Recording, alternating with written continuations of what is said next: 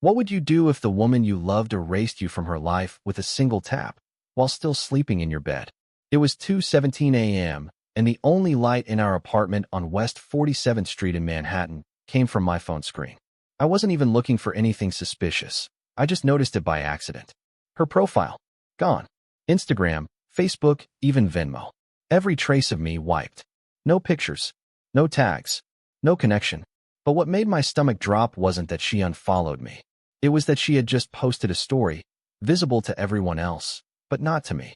And as I stared at that blank space where her life used to include me, I realized I wasn't just being erased. I was being replaced. If you genuinely enjoy our stories, please subscribe to the channel, tell us where you're from, and what time it is right now. It's always fascinating to know how far our story flows. I didn't confront her that night. I just lay there beside her, listening to her breathing, wondering how someone could pretend this well. Her phone buzzed once on the nightstand. She shifted slightly, instinctively reaching for it, even in her sleep. That's when I knew. Something wasn't just wrong. Something was already over. The next morning, she acted like nothing had happened. "Hey," she said casually, sipping coffee at the small kitchen counter, sunlight spilling in from the window overlooking 10th Avenue. "I might take some space from social media for a bit. It's just overwhelming." I nodded slowly. Space from social media? Or from me? She didn't even flinch. "Don't be dramatic." That word stuck with me. Dramatic. Like I was imagining things. But over the next few weeks, the distance became impossible to ignore. She started going out more. Work dinners, she'd say. Networking events. Always vague. Always just believable enough. She stopped touching me. Stopped laughing at my jokes. Stopped asking how my day was. And then came the humiliation. It happened at a small bar on 9th Avenue. A place we used to go together. I walked in after work, hoping to clear my head, and that's when I saw her. Sitting in a corner booth. With him.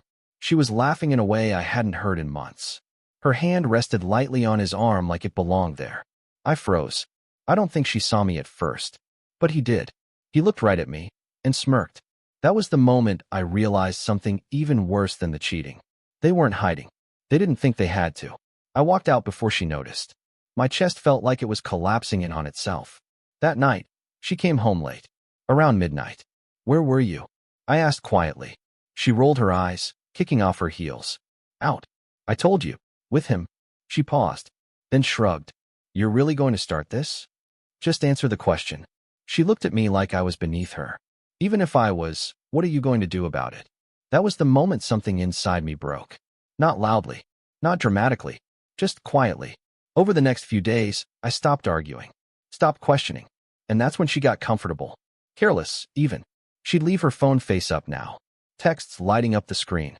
Names I didn't recognize. Or sometimes, just initials. But one night, she forgot to lock it. I wasn't proud of what I did next. But I needed the truth. Messages.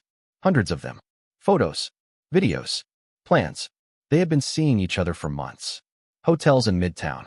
Late nights in Soho. Even jokes about me. "He's so clueless," she had written. I sat there, scrolling, feeling like my entire life was being rewritten without me. And then I saw something that changed everything. A message from him. "Once the divorce is done, we can finally stop sneaking around." Divorce? We had never talked about divorce. She wasn't just cheating. She was planning my exit.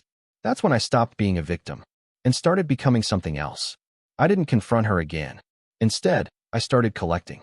Screenshots, call logs, bank statements.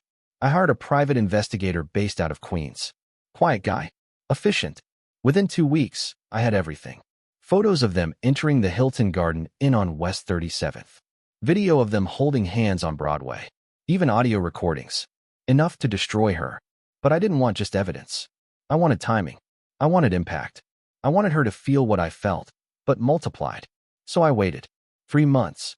Acting normal. Playing the part. Letting her believe she had control. Until the day she invited everyone. Her birthday party.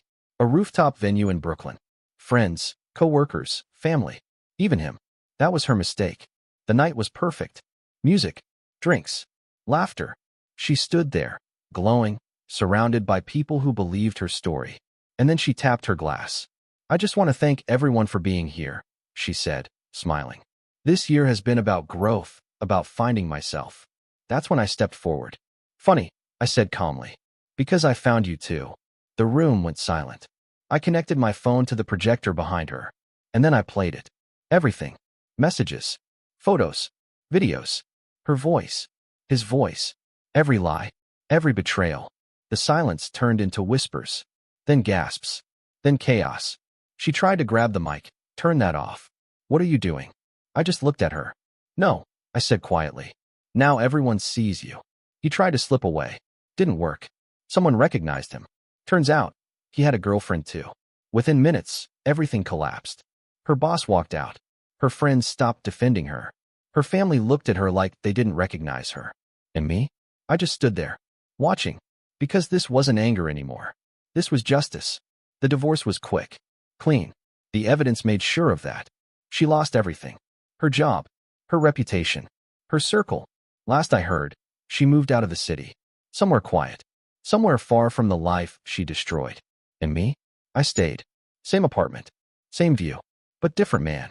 Because the truth is, the night she unfollowed me wasn't the night I lost her.